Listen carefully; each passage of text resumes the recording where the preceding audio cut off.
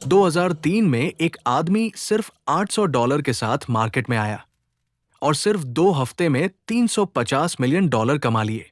उसके पास फ्यूचर के स्टॉक्स की एकदम सही नॉलेज थी।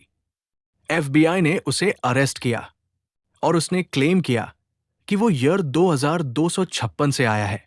उस आदमी का नाम था एंड्रू कार्लसन। पर टाइम ट्रैवल के शॉकिंग क्लूज सिर्फ यही खत्म नहीं होते। इस फोटो में एक लड़की क्लियरली फोन यूज करती हुई नजर आती है। शॉकिंग बात यह है कि ये फोटो 1980 की है, वो जमाना जब कंप्यूटर्स भी लक्जरी थे और स्मार्टफोन्स नाम की चीज दुनिया में एग्जिस्ट ही नहीं करती थी। तो फिर 1980 में एक लड़की के हाथ में फोन कैसा? अब एक और कहानी है जो फिजिकल टाइम ट्रैवल की नहीं बल्कि इमोशनल टाइम ट्रैवल की है। और अगर आपको इसमें इंटरेस्ट नहीं है तो आप इस टाइम पे जा सकते हैं। एक मर्चेंट थे जिनका नाम था मिस्टर फेजेविग। वो एक बहुत ही काइंड और चीयरफुल इंसान थे। उनका एक वेयरहाउस था जहां अप्रेंटिसेस काम करते थे और उनका मकसद सिर्फ पैसा कमाना नहीं था। वो चाहते थे कि हर कोई खुश रहे, इज्जत से जिए। उनके वेयरहाउस में एक लड़का अप्रेंटिस था, एबेनीजर स्क्रूज। उस वक्त वो जवान था, थोड़ा अकड़ू किस्म का, लेकिन अभी उसके अंदर थोड़ी वार्मथ बाकी थी।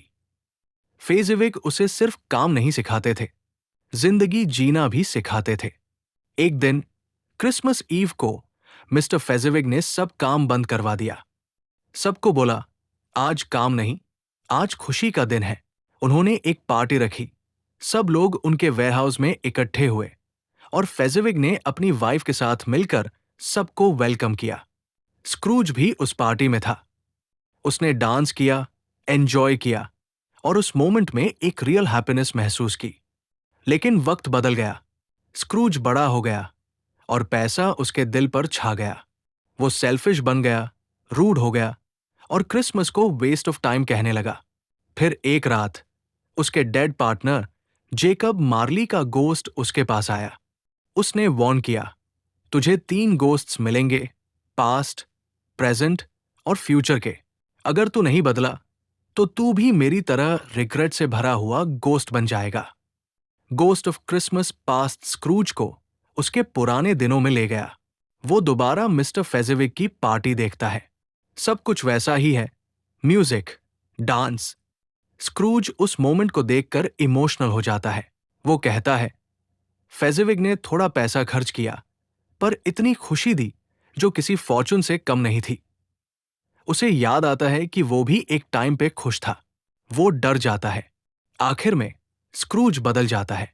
वो जेनरस हो जाता है, लोगों की मदद करता है और सबसे इंपॉर्टेंट, वो मिस्टर फेजेविक की याद को अपने दिल में जिंदा रखता है।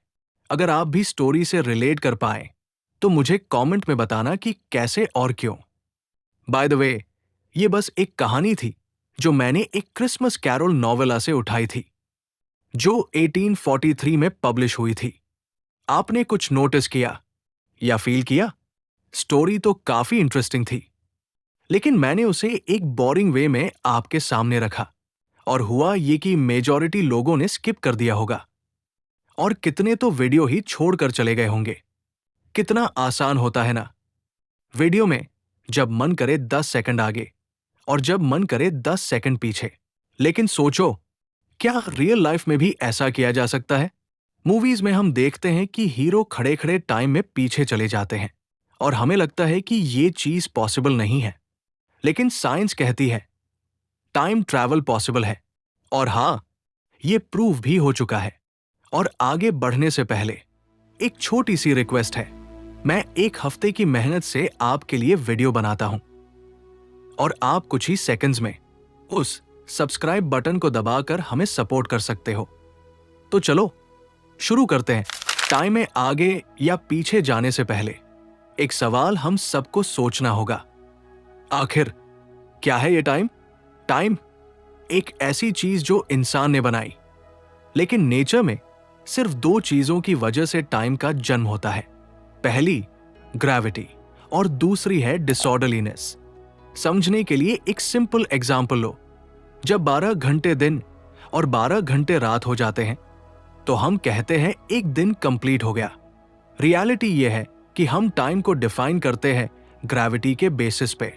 अर्थ जब सूरज के अराउंड एक रेवोल्यूशन कंप्लीट करती है, हम उसे 1 साल कहते हैं, और जब अपने एक्सिस पर एक 360 डिग्री रोटेशन कंप्लीट करती है, हम कहते हैं 1 दिन। ये है ग्रेविटी मेथड जिससे हम टाइम को समझते हैं। अब आती है दूसरी चीज, डिसऑर्डरलीनेस। हर इंसान पैदा होता है, उसके बॉडी के कॉम्पोजिशंस एक रिदम में काम करते हैं। धीरे धीरे वो रिदम स्लो हो जाता है और एक दिन रुक जाता है। उस पल को हम कहते हैं डेथ। ये सिर्फ इंसान पे नहीं, बल्कि प्लांट्स, प्लैनेट्स, सूरज और यहां तक कि पूरे यूनिवर्स पर अप्लाई होता है। एक दिन यूनिवर्स के सारे कॉम्पोजिशंस खत्म हो जाएंगे और एंड में सिर्फ अंधेरा बचेगा, कुछ भी नहीं। इसलिए पूरे यूनिवर्स में टाइम को समझने के सिर्फ 2 तरीके हैं, ग्रेविटी और डिसऑर्डरलीनेस। अब मैंने आपको यह बता दिया कि टाइम आखिर बना किन चीजों से है। अब नेक्स्ट पॉइंट देखते हैं। टाइम में आगे या पीछे जाने का दूसरा सवाल यह है, आपका मकसद क्या है? किसी को पास्ट में जाकर अपनी क्रश को वो कहना होता है क्योंकि अब बहुत देर हो चुकी होती है। किसी को पास्ट की गलती सुधारनी होती है। ये हुआ था एक बंदे के साथ जिसका नाम था माइक मार्कम। उन्होंने जेकब्स लैडर का यूज करके टाइम में पीछे गया था। अब वो टाइम में पीछे गया था या फ्यूचर में, ये अब तक कंफर्म नहीं हुआ है, लेकिन वो गायब जरूर हुआ था। कुछ रिसर्चर्स कहते हैं कि माइक 60 साल पास्ट में चला गया था, क्योंकि 1930 में कैलिफोर्निया में एक मिस्टीरियस डेड बॉडी मिली। बॉडी का चेहरा आइडेंटिफाई नहीं हो रहा था और FBI रिकॉर्ड्स में वो इंसान था ही नहीं। हाइट और बिल्ड बिल्कुल माइक जैसी थी, और सबसे मिस्टीरियस बात, बॉडी के पास सेल फोन था। 1930s में सेल फोन एग्जिस्ट नहीं करते थे, तो ये कैसे हुआ?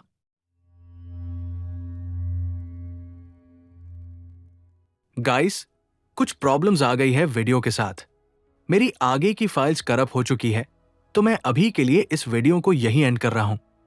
बाय द वे, मैं दोबारा से उस आगे के पार्ट पर काम कर रहा हूं और ये आपको पार्ट 2 के रूप में देखने को मिलेगी। हम आगे का हिस्सा इसके सेकंड पार्ट में कवर करेंगे, और वो वाली वीडियो तो बिल्कुल भी मिस मत करना, क्योंकि वो एक लेजेंडरी वीडियो साबित हो सकती है। तो मैं आपसे मिलूंगा नेक्स्ट वीक।